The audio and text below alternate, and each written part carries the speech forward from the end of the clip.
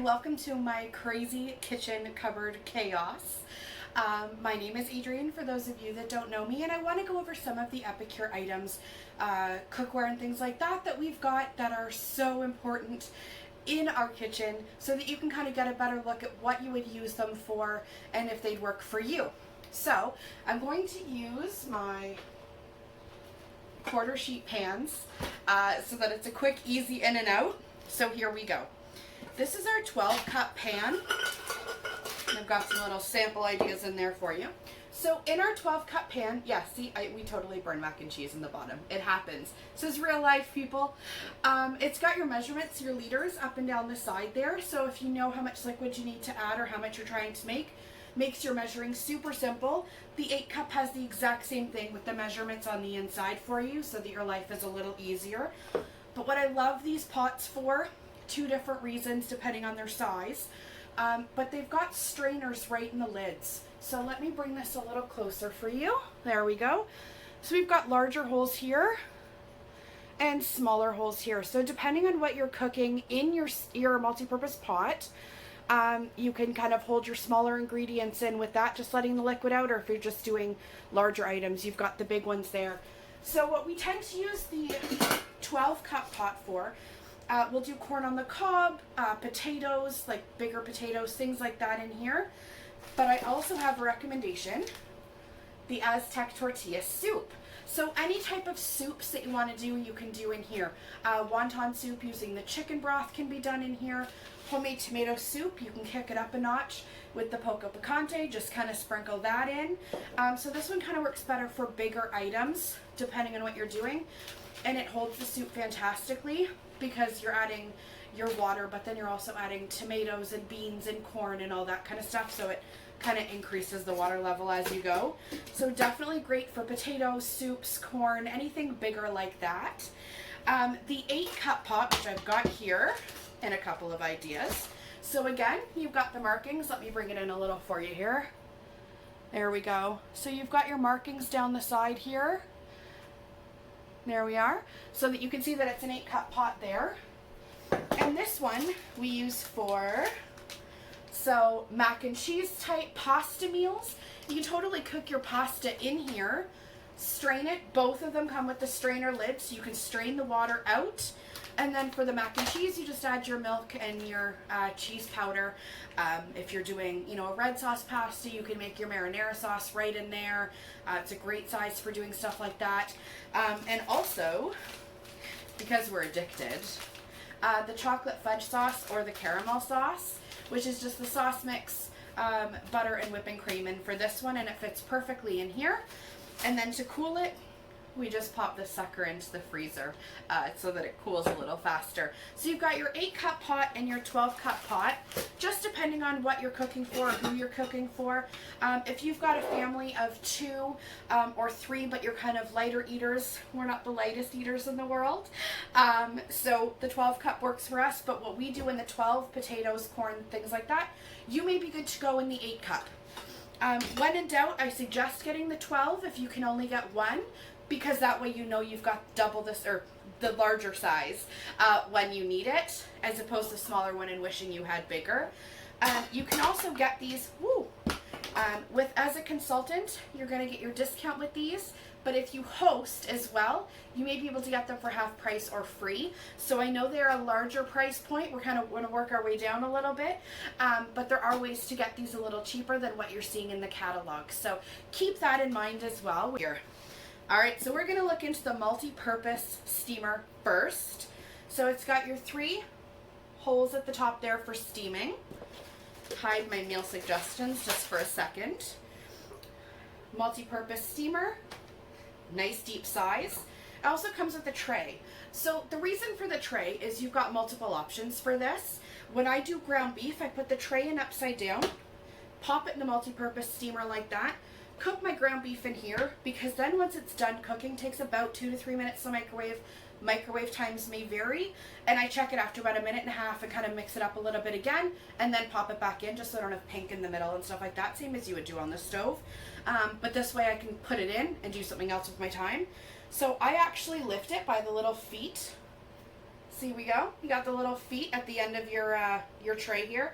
So what I do is I put a plate to the side, bend, move my ground beef, which is on here, put it on the plate. This is going to be filled with what I call grossness. I know it has a technical term. It's kind of grease and blood and whatever. Anyway, it's gross. So I take the grossness. This folds very easily. Pour it into a tin can, or if we've got a juice canister or something, so that can just hang out there. So we can get rid of it once it's a little solidified and whatever. But this bends. Get rid of that. Quick rinse in the sink just to make it all pretty again. Take this off the plate. Put your ground beef back into your steamer. You're now good to go. You can add a taco seasoning or a fajita seasoning into this. You can add sloppy Joe mix and tomato if you wanted to do something like that. You can also make chicken in there. So I do the chicken with the steamer tray the normal way it would go.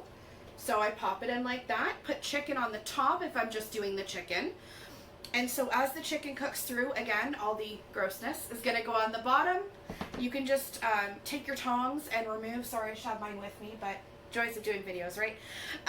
So you can take your tongs, take the chicken off, pop it on a plate if you want, or just remove this, but be careful. This is now, right, we've got handles when it's this way. There's no handles going this way. So I prefer to use the tongs, not my hands, and then I'll carefully get this out when I can. Again, super simple to dump because it bends. Get rid of everything that's in here. Quick rinse in the sink, and then your chicken's good to go. So you could do a chicken Alfredo. You could cover the chicken in here, throw the pasta in here, whip it all up quick in the microwave. You could also do a larger batch of chicken fajitas in here if you wanted. So for that, I would put the chicken strips on the bottom, put your veggies on and you can sprinkle them with your fajita seasoning, which is getting a little ahead of myself. There's my fajita seasoning. So you can sprinkle your fajita seasoning on your chicken on the bottom, put your vegetables on the top, and then when you pop this in the microwave, you're going to steam your vegetables while you cook your chicken. Whole meal will be ready for you in a few minutes. Again, microwave times may vary. When we do the fajitas, I usually do the chicken first for about a minute and a half. Check to make sure that it's, white but not quite all the way cooked, and then I pop my veggies on for about another minute just to get them steamed, because we like them still a little crunchy when we have our fajitas. But you could do like a family of 4 worth of fajitas in there. So that's the multi-purpose steamer. Other suggestions, the Simply Better baked beans go perfectly in that size. Home-style chicken stew, you would heat up your vegetables and your milk and everything in here. You can either pre-cook your chicken in the steamer and then set it to the side on the tray or on a plate, and then heat up everything else and put it together, or you can warm up your veggies and your potatoes and your milk and everything in here first, and then add your chicken, or however you wanted to do that. So the stew can be done in here. Speedy lasagna. Lasagna is done in about 12 minutes. You're going to need marinara sauce, which is basically diced tomatoes and a marinara seasoning, or if there's a tomato sauce that you really like, and the oven-ready noodles. So you would just do sauce on the bottom, noodles, ricotta cheese, meat if you want it, and then layer it again. So it does a 3-layer lasagna, and the seasoning mix just goes in with your diced tomatoes for your sauce, just to make that nice and simple. Or you can add it into Alfredo sauce as well if you wanted to do a seafood pasta. So you'd still layer it the same way, but add the seasoning into Alfredo sauce, and then do like shrimp and scallops and do a seafood one with a little bit of spinach or something like that, just to add a little bit of color. So the speedy lasagna fits perfectly, 3 layers in here. And the last one I've got here for you is the shepherd's pie. So with the shepherd's pie, you could either pre-cook your ground beef in here the way that I showed you, or you can pop your potatoes in here to cook. Cut them up like into quarters, pop them in the microwave, and then they'll be ready to mash about the time that this is done on the stove. So there's a couple of meal ideas using the multi-purpose steamer. Not to say you couldn't do similar, with the rectangle steamer. So the rectangle steamer is about half the size, length or height and width of the multi-purpose. So again, depending on the size of your family and how much you cook, kind of thing is what you're going to be looking for. This is great to do fajitas for 1 or for 2. If you're home for lunch or you're looking for something quick, or if you've got kids in college or anything like that, Slice up a chicken breast in here. Put a chicken breast in here along with your peppers and your onions and whatever you'd like. Sprinkle a little fajita. You've got fajitas done in about 1.5 minutes, maybe 2 minutes in the microwave. So it's super simple for 1 or 2 people, or again for a college student, because this goes right in the microwave.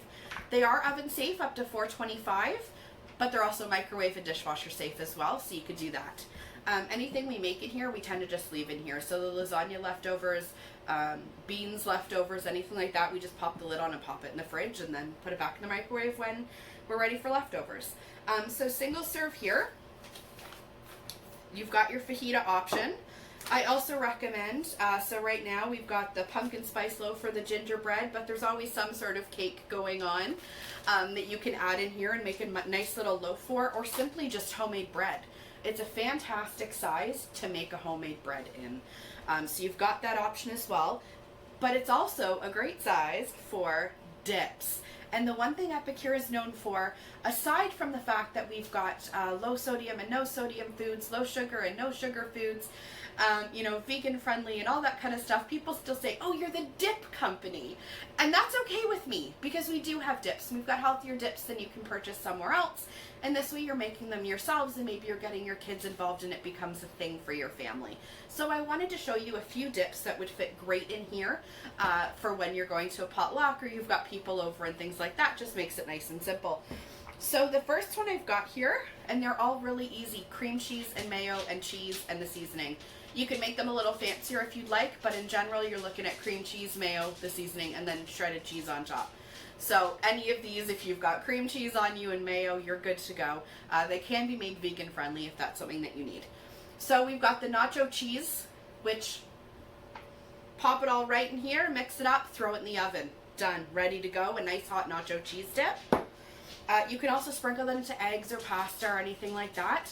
If you're doing mashed potatoes and you want a bit of a kick, it does have a mild kick, but you can add it into your mashed potatoes as well, just to give it a little something. So you've got your nacho cheese, but then we also have, as I spin these in my direction, so lemon dilly, 3 onion, and CCB. Those 3 make what Epicure is known for the extraordinary trio. So it's a little bit of everything, all 3 of them. Comes in a collection, which is fantastic, because you can still use your lemon dilly on fish, your 3 onion in anything that you put onion in. And CCB actually stands for cheese, chive, and bacon. So again, a baked potato or anything like that, you've got this for. But those 3 with cream cheese, mayo, and cheese, and you've got the extraordinary cheese dip. Just a little recommendation: when my husband makes it, and we have to take this when we go to potlucks because of it. So when my husband makes it, he boils some chicken, shreds it up, adds chicken, and then the chipotle aioli, or if we happen to have a seasonal spicier spice, makes an amazing buffalo chicken dip. And so that's what we take with us when we go. So if you want to be a little adventurous, kick it up a little bit, add a little bit of chicken and some heat with this, and you're good to go. All right, and the last one I've got here as a recommendation is the crab dip. So the crab dip is seasonal. Some of these are seasonal as we go, but it's giving you an idea of what you can use based on the current season's catalog. And I'll throw some recommendations in as well. But the crab dip is another amazing one that goes in here. And you can add crab if you've got it. If you don't have crab, it still is an amazing flavor with cream cheese, mayo, and cheese, and throw it in the oven. We always keep a couple cans of crab in the pantry just in case somebody pops over and we need to whip something together.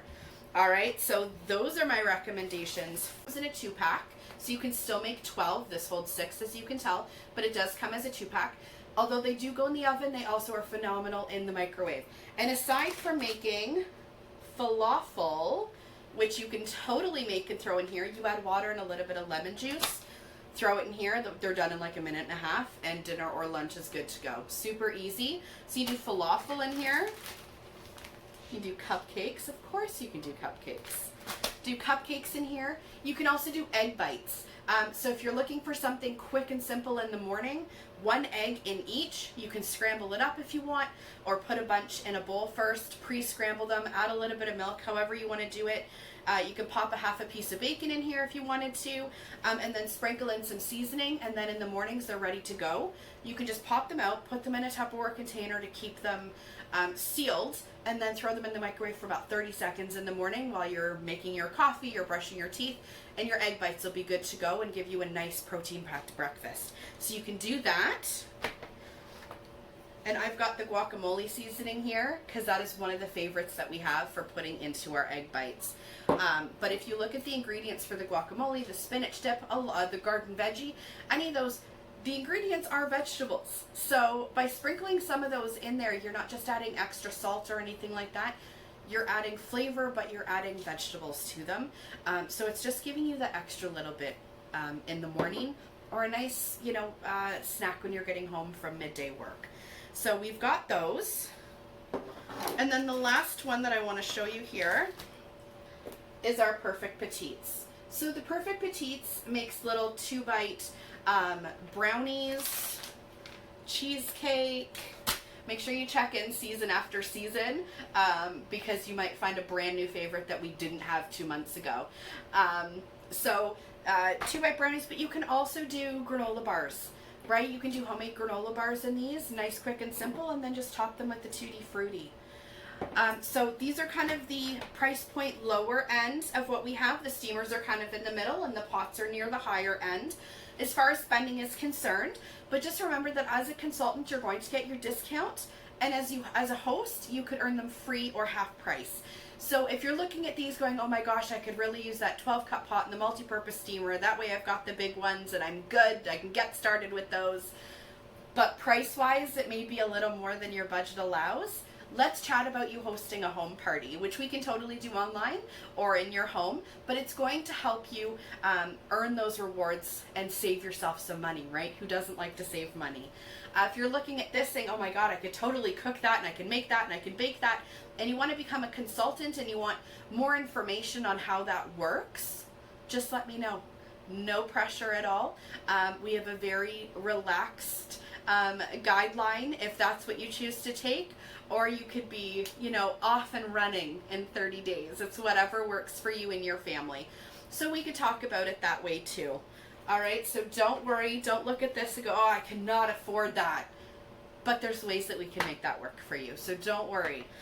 So last, we've got our bacon roll here. So this is the normal cookie sheet pan, normal size. We've got the bacon roll for that.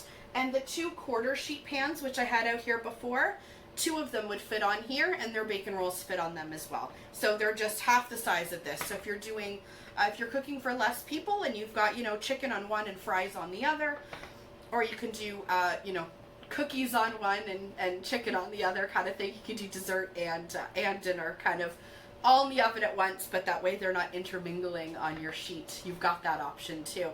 All right, guys. Hope you enjoyed coming into my kitchen cupboards today and learning a little bit about the silicone that we have. If you have any questions, feel free to comment or message me, and I will put my links on here as well.